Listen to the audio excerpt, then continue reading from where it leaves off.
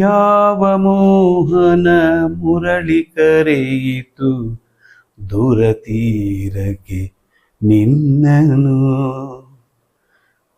ಯಾಕೆ ಈ ಹಾಡು ಹೇಳ್ತಾ ಇದ್ದೀನಿ? ಆ ವಿಷಯವಾಗಿ ಇವತ್ತು ಒಂದು ಇಂಟ್ರೆಸ್ಟಿಂಗ್ ವಿಷಯ ಇದೆ, ಅದನ್ನು ಕೂಡ ಮಾತಾಡೋಣ. ಇದ್ರ ಜೊತೆಗೆ ಮೊನ್ನೆ ಚಿತ್ರರಂಗದಲ್ಲಿ ಒಂದು ವಿಷಯ ಹರಿದಾಡ್ತಾ ಇದೆ. ಏನಪ್ಪ ಅದು ಅಂದರೆ, ನನ್ನ ಕಥೆನ ಇವರು ಸಿನಿಮಾ ಮಾಡಿದ್ರು, ನಾನು ಅವ್ರಿಗೆ ಮುಂಚೆನೇ ಹೇಳಿದ್ದೆ, ಈ ಕತೆ ನಂದೇ ಅಂತ ಸಾಕಷ್ಟು ವಿಷಯಗಳು ಹರಿದಾಡ್ತಾ ಇದೆ. ಇದರಲ್ಲಿ ಏನಾಗುತ್ತೆ, ಯಾಕೆ ಹೀಗೆ, ಇವೆಲ್ಲ ವಿಷಯದ ಬಗ್ಗೆ ನಾವು ಮಾತಾಡೋಣ. FMC ಇರೋದೇ ಅದೆಂಥರ ಸೊಲ್ಯೂಷನನ್ನು ಕೊಡೋದಕ್ಕೋಸ್ಕರ ನಾವು ಈ FMCಯನ್ನು ಮಾಡಿರೋದು. ಈಗ ಪ್ರೇಕ್ಷಕ ಮಹಾಪ್ರಭುಗಳಿಗೆ ಕಾಕನ ನಮಸ್ಕಾರಗಳು. ರಿಯಲ್ ಮರ್ಕೆರ ಸಹಯೋಗದೊಂದಿಗೆ ಈ ವಾರ ಅಂದರೆ ಮಾರ್ಚ್ 27ಕ್ಕೆ ತೆರೆ ಕಾಣುವ ಸಿನಿಮಾಗಳ ವಿವರವನ್ನು ನೋಡೋಣ. FMC presents movie preview with ಕಾಕಾ ಕಾರ್ಯಕ್ರಮಕ್ಕೆ ನಿಮ್ಗೆಲ್ರಿಗೂ ಸ್ವಾಗತ.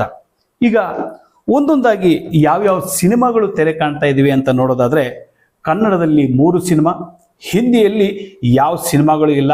ಕಾರಣ ಏನು ಗೊತ್ತಾ? ನಿಮ್ಗೆಲ್ರಿಗೂ ಗೊತ್ತಿದೆ, ಧುರಂಧರ್ ಅನ್ನುವಂಥ ಒಂದು ದೊಡ್ಡ ಸಿನಿಮಾ ಎಲ್ಲವನ್ನ ಆವರಿಸ್ಕೊಂಡಿದೆ. ಆಮೇಲೆ ತೆಲುಗುನಲ್ಲಿ 5 ಸಿನಿಮಾ, ತಮಿಳಲ್ಲಿ 2, ಮಲಯಾಳಂನಲ್ಲಿ 5, ಇಂಗ್ಲಿಷಲ್ಲಿ 1, ಒಟ್ಟು 16 ಸಿನಿಮಾಗಳು ಈ ವಾರ ಅಂದರೆ ಮಾರ್ಚ್ 27ಕ್ಕೆ ತೆರೆ ಕಾಣ್ತಾ ಇದ್ದಾವೆ. ಒಂದೊಂದಾಗಿ ಯಾವ ಸಿನಿಮಾಗಳು ತೆರೆ ಕಾಣ್ತಾ ಇದ್ದೀವಿ ಅಂತ ನೋಡೋದಾಗಿದ್ರೆ, ಕನ್ನಡದಲ್ಲಿ ಒಟ್ಟು 3 ಸಿನಿಮಾಗಳು. ಅವಾಗಲೇ ನಾನೊಂದು ಹಾಡು ಹೇಳಿದೆ ನಿಮಗೆ, ಯಾವ ಮೋಹನ ಮುರಳಿ ಕರೆಯಿತು ದೂರ ತೀರಕ್ಕೆ ನಿನ್ನನು. ಆಗ ಹೇಳಿರೋ ದಾಟಿನೇ ಬೇರೆ ಇತ್ತು, ಈಗ ಹೇಳಿರೋ ದಾಟಿನೇ ಬೇರೆ ಇತ್ತು. ನೋಡಿ, ಇದು ಗೋಪಾಲಕೃಷ್ಣ ಅಡಿಗರ ಈ ಹಾಡಿನ ಸಾಲುಗಳು ಅಮೆರಿಕ ಸಿನಿಮಾದಲ್ಲಿ ಮನೋಮೂರ್ತಿ ಅವರ ವಿಭಿನ್ನ ಧಾಟಿಯಲ್ಲೂ ಕೂಡ, ಹಾಗೂ ಅನಂತಸ್ವಾಮಿ, ಮೈಸೂರು ಅನಂತಸ್ವಾಮಿ ಅವರ ಸುಗಮ ಸಂಗೀತದ ಧಾಟಿಯಲ್ಲೂ ಕೂಡ ಹೆಚ್ಚು ಪ್ರಸಿದ್ಧಿಯಾಗಿದೆ. ಯಾಕಪ್ಪ ಈ ವಿಷಯ ಅಂದರೆ, ಈಗ ಅದೇ ಸಾಲುಗಳಿಂದ ಪ್ರೇರಿತವಾಗಿ ಈ ಸಿನಿಮಾ ತೆರೆ ಕಾಣ್ತಾ ಇದೆ. ಪ್ರಾಣಿ ಪ್ರಿಯರಿಗೆ ಇಷ್ಟವಾಗುವ ಸಿನಿಮಾ. ಈಗಾಗಲೇ ಶ್ವಾನ ಪ್ರೀತಿಯ ಕುರಿತ ಹಲವಾರು ಸಿನಿಮಾಗಳು ಜನಮೆಚ್ಚುಗೆಯನ್ನ ಗಳಿಸಿವೆ. ಆ ಸಾಲಿನಲ್ಲಿ ಮತ್ತೊಂದು ಸಿನಿಮಾ ಯಾವ ಮೋಹನ ಮುರಳಿ ಕರೆಯಿತು.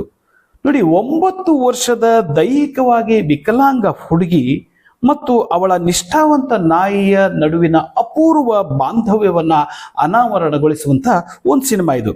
ಅವರಿಬ್ಬರ ಮಧ್ಯದಲ್ಲಿ ಮತ್ತೊಬ್ಬ ಪ್ರವೇಶ ಮಾಡಿದಾಗ ಏನಾಗುತ್ತೆ ಸಿನಿಮಾ ನೋಡಿ. ಪ್ರಕೃತಿ ಪ್ರೊಡಕ್ಷನ್ಸ್ ಬ್ಯಾನರ್ ನಡಿಯಲ್ಲಿ ಶರಣಪ್ಪ ಗೌರಮ್ಮ ಈ ಸಿನಿಮಾವನ್ನ ನಿರ್ಮಾಣ ಮಾಡಿದ್ದು, ವಿಶ್ವಾಸ್ ಕೃಷ್ಣ ಚಿತ್ರಕಥೆ ಬರೆದು ಆಕ್ಷನ್ ಕಟ್ ಹೇಳಿದ್ದಾರೆ.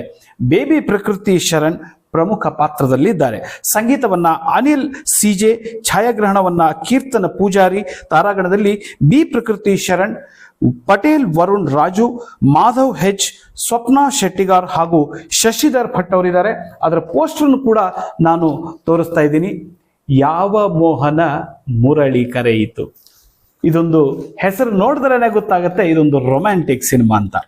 ಬನ್ನಿ ಇನ್ನು ಮುಂದಿನ ಸಿನಿಮಾ ನೋಡೋದಾದ್ರೆ, ಇದ್ರ ಹೆಸರು ಕೂಡ ಎಲ್ಲೋ ಕೇಳ್ದಂಗಿದೆಯಲ್ಲ ಅಂತ ನಿಮ್ಗೆ ಅನಿಸ್ಬೋದು. ಚಾಮಯ್ಯ ಸನ್ ಆಫ್ ರಾಮಾಚಾರಿ ಅಂತ. ಚಾಮಯ್ಯ, ರಾಮಾಚಾರಿ ಈ 2 ಹೆಸರುಗಳನ್ನ ನೀವು ಎಲ್ಲಿ ಕೇಳಿರ್ಬೋದು. ಪುಟ್ಟಣ್ಣ ಕಣಗಾಲ್ ಅವರ ನಾಗರಹಾವ ಸಿನಿಮಾದಲ್ಲಿ ಚಾಮಯ್ಯ ಮೇಷ್ಟ್ರೇ ಅಂತ ವಿಷ್ಣುವರ್ಧನ್ ಹೇಳೋ ಒಂದು ಡೈಲಾಗ್ನ ನಾವು ಯಾವತ್ತೂ ಮರೆಯೋಕ್ಕಾಗಲ್ಲ. ಅದೇ ಹೆಸರುಗಳನ್ನ ಇಟ್ಕೊಂಡು ಹಲವಾರು ಸಿನಿಮಾಗಳು ಬಂದಿದೆ. ರಾಮಾಚಾರಿ ಅನ್ನುವಂಥ ಸಿನಿಮಾಗಳು ಬಂದಿದೆ. ಈಗ ಅದೇ ಒಂದು ಸಾಲಿನಲ್ಲಿ ಇನ್ನೊಂದು cinema Chamayya son of Ramachari ಅಂತ. ಏನಪ್ಪ ಈ ಸಿನಿಮಾ ಅಂದರೆ, ನೋಡಿ, ಈ ಸಿನಿಮಾದ ಅಡಿಬರಹ ಕೂಡ ಕೋಟೆ ನಾಡಿನ ನಾಗರಹಾವು ಅಂತ. ಇಲ್ಲಿ 2 ಪಾತ್ರಗಳು ಈ ಸಿನಿಮಾದ ಜೀವಾಳ. ನಮಗೆ ಹೆಸರು ಕೂಡ ತುಂಬಾ ಚಿರಪರಿಚಿತವಾಗಿರುವಂಥ ಈ ಹೆಸರುಗಳು. ಏನಿದೆ ಈ ಸಿನಿಮಾದಲ್ಲಿ ಅಂದರೆ, ಯುವಕನ ಜೀವನ ಪಯಣ ಮತ್ತು ಹೋರಾಟದ ಕಥೆ ಇದೆ. ಚಿತ್ರದುರ್ಗದ ನಾಯಕರುಗಳ ಕಥೆಯನ್ನ ಅಲ್ಲಲ್ಲಿ ತೋರಿಸಲಾಗಿದೆ. ಪಲ್ಲಕ್ಕಿ ರಾಧಾಕೃಷ್ಣ ನಿರ್ದೇಶಿಸಿ ಪ್ರಮುಖ ಪಾತ್ರವನ್ನು ಕೂಡ ಮಾಡಿದ್ದಾರೆ. ಜಯಶ್ರೀರಾಜ್ ರಾಮಾಚಾರಿಯಾಗಿ ಕಾಣಿಸಿಕೊಂಡಿದ್ದು ನೋಡಲು ವಿಷ್ಣುವರ್ಧನ್ ಥರಾನೇ ಇದ್ದಾರೆ. ಚಿತ್ರದುರ್ಗ, ಬಾದಾಮಿ, ಬನಶಂಕರಿ, ಐಹೊಳೆ ಹಾಗೂ ಬೆಂಗಳೂರಲ್ಲಿ ಚಿತ್ರೀಕರಣವನ್ನು ಮಾಡಲಾಗಿದೆ. ಸಂಗೀತವನ್ನ ಸ್ಯಾಮ್, ಛಾಯಾಗ್ರಹಣವನ್ನ MR ಸೀನು, ಸಂಕಲನವನ್ನ ಶಿವಕುಮಾರ್ ಎ. ತಾರಾಗಣದಲ್ಲಿ ಪಲ್ಲಕ್ಕಿ ರಾಧಾಕೃಷ್ಣ, ಜೈ ಶ್ರೀರಾಜ್, ಪ್ರೇಮಗೌಡ, ಪ್ರದೀಪ್ ಶಾಸ್ತ್ರಿ, ಚೈತ್ರ ಸಂತೋಷ್, ಸೀನು ಮರ್ಕಾಳಿ ಹಾಗೂ ಪ್ರಕಾಶ್ ಅರಸ್ ಇವರೆಲ್ಲರೂ ಕೂಡ ಅಭಿನಯಿಸಿದ್ದಾರೆ. ನಾವು ಕೂಡ ಈ ಸಿನಿಮಾಗೆ ಬೆಸ್ಟ್ ಆಫ್ ಲಕ್ ಹೇಳೋಣ. ನೀವು ಕೂಡ ಈ 2 ಸಿನಿಮಾಗಳನ್ನ ಸಿನಿಮಾ ಮಂದಿರಕ್ಕೆ ಹೋಗಿ ನೋಡಿ ಅಂತ ನಾನು ವಿನಂತಿಸ್ಕೊಳ್ತೀನಿ. ಇನ್ನ ಮತ್ತೊಂದು ಅಂದ್ರೆ 3ನೇ ಸಿನಿಮಾ ಈ ಬಾರಿ ತೆರೆ ಕಾಣ್ತಾ ಇರೋದು ಆಯುಧ ಅಂತ. ಏನಪ್ಪ ಇದು ಆಯುಧ? ಇದೊಂದು ಆಕ್ಷನ್ ಸಿನಿಮಾ. ಅದರ ಪೋಸ್ಟರ್ನ ತೋರಿಸ್ಬಿಡ್ತೀನಿ. ಆಯುಧ ಅನ್ನುವಂಥ ಒಂದು ಸಿನಿಮಾ ಏನಿದೆ ಈ ಸಿನಿಮಾದಲ್ಲಿ ಅಂದ್ರೆ ನೋಡಿ, ಒಬ್ಳು ಪೊಲೀಸ್ ಟ್ರೈನಿ, ಅವಳು ತಂದೆ ಕೊಲೆಯಾಗಿ ಹೋಗ್ತಾರೆ. ಯಾಕಪ್ಪ ಇದು ಈ ಕೊಲೆ ಆಯ್ತಲ್ಲ ಅಂತ ಹೇಳಿ ಆ ಪೊಲೀಸ್ ಟ್ರೈನಿ ಅದರ ತನಿಖೆಯನ್ನ ಶುರು ಮಾಡ್ತಾಳೆ. ಆಗ ಅವಳಿಗೆ ಗೊತ್ತಾಗುತ್ತೆ ಈ ಕೊಲೆ ಮಾಡಿರೋರು ಯಾರು ಅನ್ನುವಂಥ ಕಂಡು ಹಿಡಿಯುವಂಥ ಒಂದು ವ್ಯಕ್ತಿ ಅವಳಿಗೆ ಸಿಗ್ತಾನೆ. ಆಶ್ಚರ್ಯ ಅಂದ್ರೆ ಆ ವ್ಯಕ್ತಿನ ಅವಳು ಮದುವೆನೂ ಆಗ್ತಾಳೆ. ಹಾಗಾದ್ರೆ ಆತನ ಹಿನ್ನೆಲೆ ಏನು, ತಂದೆ ಸಾವು ಹೇಗಾಯ್ತು, ಇವೆಲ್ಲ ಇಂಟ್ರೆಸ್ಟಿಂಗ್ ಟ್ವಿಸ್ಟ್ಗಳು ಈ ಸಿನಿಮಾ ಆಯುಧದಲ್ಲಿದೆ. ಸಿನಿಮಾವನ್ನೇ ನೋಡಿ ನೀವು ನಿಮ್ಮ ಕುತೂಹಲವನ್ನ ತಣಿಸ್ಕೊಳ್ಬಹುದು. ಮೇಕಪ್ ಕಲಾವಿದನಾಗಿ ಚಿತ್ರರಂಗವನ್ನ ಪ್ರವೇಶ ಮಾಡಿದ್ದ ಡೇಂಜರ್ ಝೋನ್ ಹಾಗೂ ತಾಜ್ ಮಹಲ್ 2 ಸಿನಿಮಾ ನಾಯಕನಾಗಿದ್ದ ದೇವರಾಜ್ ಕುಮಾರ್ ಚಿತ್ರಕಥೆ ಬರೆದು ನಿರ್ದೇಶನ ಮಾಡಿ ಬಂಡವಾಳ ಹೂಡಿ ನಾಯಕನಾಗಿಯೂ ಕೂಡ ನಟಿಸಿದ್ದಾರೆ. ಸಂಹಿತಾ ವಿನ್ಯಾ ನಾಯಕಿಯಾಗಿ ಅಭಿನಯಿಸಿದ್ದಾರೆ. ಸಂಗೀತವನ್ನ UM ಸ್ಟೀವನ್ ಸತೀಶ್, ಛಾಯಾಗ್ರಹಣವನ್ನ ವೀನಸ್ ಮೂರ್ತಿ, ಸಂಕಲನವನ್ನ ವಿಜಯ್ M ಕುಮಾರ್, ತಾರಾಗಣದಲ್ಲಿ ದೇವರಾಜ್ ಕುಮಾರ್, ಸಂಹಿತಾ ವಿನ್ಯಾ, ಅಮೃತಾ ಜಿ, ರಘುರಾಜ್ ಮಲ್ನಾಡ್, ಸೂರ್ಯ ಪ್ರವೀಣ್ ಹಾಗೂ ವಿ ನಾರಾಯಣ್ ಇವರೆಲ್ಲರೂ ಇದ್ದಾರೆ. ಇವು ಒಟ್ಟು 3 ಸಿನಿಮಾಗಳು ಈ ವಾರ ತೆರೆ ಕಾಣ್ತಾ ಇರುವಂತಹ ಕನ್ನಡ ಸಿನಿಮಾಗಳು. ನೀವು ಕೂಡ ಈ ಸಿನಿಮಾಗಳನ್ನ ಸಿನಿಮಾ ಮಂದಿರಕ್ಕೆ ಹೋಗಿ ನೋಡಿ ಅದರಿಂದ ಚಿತ್ರರಂಗವನ್ನ ಪ್ರೋತ್ಸಾಹಿಸಿ ನಾವು ಕೂಡ ಈ ಸಿನಿಮಾ ಯಶಸ್ವಿ ಆಗಲಿ ಅಂತ ವಿನಂತಿಸ್ಕೊಳ್ತೇವೆ ಅಥವಾ ಹಾರೈಸ್ತೇವೆ. ಇನ್ನ ಬೇರೆ ಭಾಷೆ ಸಿನಿಮಾಗಳು, ನಾನು ಮೊದಲೇ ಹೇಳಿದೆ, ದುರಂಧರ್ ಒಂದು ದೊಡ್ಡ ಸಿನಿಮಾ, ತುಂಬಾ ಚೆನ್ನಾಗಿ ಓಡ್ತಾ ಇದೆ, ಜನರ ಮೆಚ್ಚುಗೆಯನ್ನು ಕೂಡ ಗಳಿಸ್ತಾ ಇದೆ. ಪ್ಲಸ್ ಮೈನಸ್ 2 ರೀತಿಯ ವಿಮರ್ಶೆಗಳು ಕೂಡ ಬರೋದನ್ನ ನಾವು ಸೋಷಿಯಲ್ ಮೀಡಿಯಾದಲ್ಲಿ ನೋಡ್ತಾ ಇದ್ದೀವಿ. ಅದೇನೇ ಆಗಲಿ, ಇದು ದೊಡ್ಡ ಒಂದು ಹಣವನ್ನ ಗಳಿಸುವತ್ತ ದಾಪುಗಾಲು ಇಡ್ತಾ ಇದೆ. ಆ ಸಿನಿಮಾ ಕೂಡ ಯಶಸ್ವಿ ಆಗಲಿ ಅಂತ ಹಾರೈಸ್ತೇನೆ. ಇನ್ನು ತೆಲುಗಿನಲ್ಲಿ 5 ಸಿನಿಮಾಗಳು.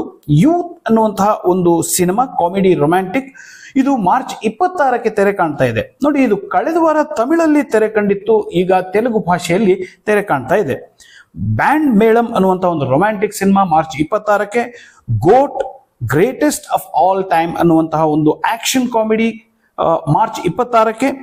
ಲೇಚಿಂದಿ ಮಹಿಳಾ ಲೋಕಂ ಅನ್ನುವಂತಹ ಒಂದು ಕಾಮಿಡಿ ಸಿನಿಮಾ ಮಾರ್ಚ್ 26ಕ್ಕೆ. ಸುಯೋಧನ ಅನ್ನುವಂತಹ ಒಂದು ತೆಲುಗು ಸಿನಿಮಾ ಮಾರ್ಚ್ 27ಕ್ಕೆ ತೆರೆ ಕಾಣ್ತಾ ಇದೆ. ಇವಿಷ್ಟು 5 ಸಿನಿಮಾಗಳು ತೆಲುಗು ಭಾಷೆಯಲ್ಲಿ. ಇನ್ನು ತಮಿಳಲ್ಲಿ 2 ಸಿನಿಮಾಗಳು.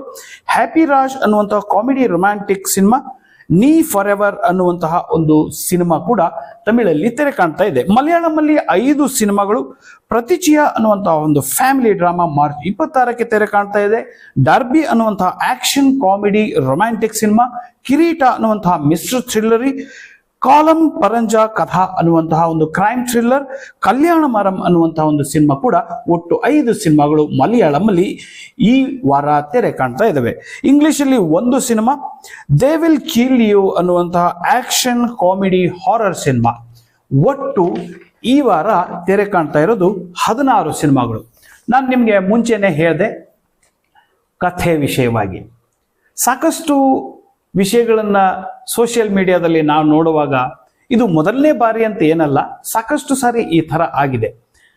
ನಾವು ಕಥೆ ಬರೆದಿರ್ತೀವಿ, ಯಾರಿಗೋ ಒಬ್ಬರಿಗೆ ಹೇಳಿರ್ತೀವಿ, ಅದಾದ್ಮೇಲೆ ಇದು ಕಥೆ ಚೆನ್ನಾಗಿಲ್ಲ ಅಂತ ಅವ್ರು ಹೇಳಿ ಅವರು ಮುಂದೆ ಯಾವತ್ತೂ ಒಂದು ದಿವಸ ಆ ಸಿನಿಮಾ ಮಾಡಿದಾಗ ನಮಗನ್ಸುತ್ತೆ, ಅರೆ ನಾನು ಅವತ್ತು ಹೇಳಿದ ಕಥೆ ಥರಾನೇ ಇದೆಯಲ್ಲ ಅಂತ ನಿಮಗೆ ಅನಿಸಿದಾಗ ಅದನ್ನ ಸೋಷಿಯಲ್ ಮೀಡಿಯಾದಲ್ಲೆಲ್ಲ ನಾವು ಹರಿಬಿಡ್ತೀವಿ. ನೋಡಿ, ಇದು ನನ್ನ ಕತೆ ಅಂತ. ಸಿನಿಮಾ ಮಾಡಿದವರು ಇದು ನಮ್ಮ ಕತೆ, ಅವ್ರ ಕತೆ ಹೇಳಿದ್ದನ್ನ ನಾವು ತಗೊಂಡಿಲ್ಲ ಅನ್ನುವಂಥ ವಿಷಯಗಳು ಅಲ್ಲಲ್ಲಿ ಹರಿದಾಡ್ತಾ ಇರ್ತವೆ. ಕೊನೆಗೆ ಇದಕ್ಕೆ ಯಾವುದೇ ಒಂದು ಸೊಲ್ಯೂಷನ್ ಕೂಡ ಸಿಗಕ್ಕಾಗಲ್ಲ. ಇದಕ್ಕೆ ಸೊಲ್ಯೂಷನ್ ಏನಂದ್ರೆ, ನಾವು ಕತೆ ಹೇಳೋವಾಗ ಏನ್ ಮಾಡಬೇಕು ಅನ್ನೋದು. ಇದಕ್ಕೆಲ್ಲ ದೊಡ್ಡ ಸೊಲ್ಯೂಷನ್ನ ಕೊಡೋದಕ್ಕೋಸ್ಕರನೇ ಫಿಲ್ಮ್ ಮೇಕರ್ ಕೌನ್ಸಿಲ್ ಈಗ ಇರೋದು. ಕಳೆದ 1.5 ವರ್ಷದಿಂದ ನಾವು ಸಿನಿಮಾ ರಂಗದಲ್ಲಿ ಇರುವಂತಹ ಹಲವಾರು ಈ ಥರದ ವಿಷಯಗಳಿಗೆ ನಾವು ಅವರಿಗೆ ಹೆಚ್ಚಿನ ಎಜುಕೇಶನ್ ಅನ್ನ ಕೊಡ್ತೀವಿ. ನಾವು ಇದನ್ನ ಕೂತ್ಕೊಂಡು ಟ್ರೈನಿಂಗ್ ತರ ಅಥವಾ ಒಂದು ಕ್ಲಾಸ್ ರೂಮ್ ತರ ಟ್ರೈನಿಂಗ್ ಮಾಡೋದಲ್ಲ. ನಾವು ಒಬ್ರಿಗೊಬ್ರು ಕೂತ್ಕೊಂಡು ಡಿಸ್ಕಷನ್ ಮಾಡಿ, ನೋಡಿ ಹೀಗಿದೆ, ಹೀಗೆ ಮಾಡಬೇಕು, ಹಾಗೆ ಮಾಡಬೇಕು ಅಂತ. ಈ ನಡುವೆ ತುಂಬಾ ಹೊಸಬರು ಸಿನಿಮಾ ರಂಗಕ್ಕೆ ಎಂಟ್ರಿ ಆಗ್ತಾ ಇದ್ದಾರೆ. ಅವ್ರಿಗೆ ಸಿನಿಮಾ ರಂಗದಲ್ಲಿಯ ಕೆಲವು ವಿಷಯಗಳು ಗೊತ್ತಿರಲ್ಲ. ಆ ವಿಷಯಗಳನ್ನ ಗೊತ್ತು ಮಾಡ್ಕೋಬೇಕು ಅಂದ್ರೆ FMC ನಿಮಗೆ ಸರಿಯಾದ ಮಾರ್ಗದರ್ಶನವನ್ನ ನೀಡುತ್ತೆ. ಈ ವಿಷಯದಲ್ಲಿ ನಾವು ಸಾಕಷ್ಟು ವಿಮರ್ಶೆಗಳನ್ನ ಮಾಡಿದೀವಿ, ಚರ್ಚೆಗಳನ್ನ ಮಾಡಿದೀವಿ, ಸದಸ್ಯರ ಹತ್ರ ಕೂತ್ಕೊಂಡು ಮಾತುಕತೆ ಕೂಡ ಮಾಡಿದೀವಿ. ಇದರಲ್ಲಿ ನಮಗೆ ಸಾಕಷ್ಟು ಸೊಲ್ಯೂಷನ್ಗಳು, ಪರಿಹಾರಗಳು ಸಿಗಬಹುದು. ಆ ಸಿಗಬೇಕು ಅಂತಾದ್ರೆ ನೀವು FMCಗೆ ಒಂದು ಬಾರಿ ಬಂದು ಹೋಗ್ಬೇಕು. ಯಾಕೆಂದ್ರೆ ಸಿನಿಮಾ ಅನ್ನೋದು ಒಂದು ದೊಡ್ಡ ಇಂಡಸ್ಟ್ರಿ. ಈ ಇಂಡಸ್ಟ್ರಿ ನಂಬಿಕೆ ಮೇಲೆ ನಿಂತಿರೋದು. ಆ ನಂಬಿಕೆಯು ಕೂಡ ನಾವು ಯಾವ ರೀತಿಯಾಗಿ ಜಾಣತನದಿಂದ ವರ್ತಿಸ್ತೇವೆ ಅನ್ನೋದ್ರ ಮೇಲೆ ಡಿಪೆಂಡ್ ಆಗಿರುತ್ತೆ. ಆ ಕಾರಣದಿಂದ ಈಗ ನೋಡಿ, ಒಂದೇ ಒಂದು ಸಣ್ಣ ಸೊಲ್ಯೂಷನ್ ನಿಮ್ಗೆ ಹೇಳ್ಬೇಕು ಅಂದ್ರೆ, ಈಗ ನನ್ನ ಕತೆ ಅವ್ರು ಹೇಳಿದ್ರು ಅಂತ ಹೇಳಿದ್ರು. ಈಗ ಒಂದು ಸಣ್ಣ ಅದನ್ನ ಹೋಗಿ ನಾವು ಇಲ್ಲ ರಿಜಿಸ್ಟ್ರೇಷನ್ ಮಾಡಿಸ್ಬೇಕು, ಇದೆಲ್ಲ ವಿಷಯಗಳು ಹಲವಾರು ಸೋಷಿಯಲ್ ಮೀಡಿಯಾಗಳಲ್ಲಿ ಬರ್ತಾ ಇದೆ. ಒಂದು ಸಣ್ಣ ಸೊಲ್ಯೂಷನ್ ನಿಮ್ಗೆ ಕೊಡ್ತೀನಿ ನೋಡಿ. ನೀವು ಬರೆದಿರೋ ಕಥೆಯನ್ನ ನಿಮಗೆ ಮೇಲ್ ಕಳಿಸ್ಕೊಳ್ಳಿ. ಅದರಲ್ಲಿ ಡೇಟ್ ಕೂಡ ರಿಜಿಸ್ಟರ್ ಆಗಿರುತ್ತೆ, ಯಾವ ಡೇಟಲ್ಲಿ ನೀವು ಅದನ್ನ ಮೇಲ್ ಕಳಿಸಿದ್ರಿ ಅಂತ. ಸೊ ನಂತರ ಆಮೇಲೆ ಆ ಸಿನಿಮಾ ಆದಾಗ ನೀವು ಅದೊಂದು ಸಣ್ಣದಾದ ನಿಮಗೆ ಪ್ರೂಫ್ ಕೂಡ ಸಿಗೋದಕ್ಕೆ ಸಾಧ್ಯ ಇದೆ.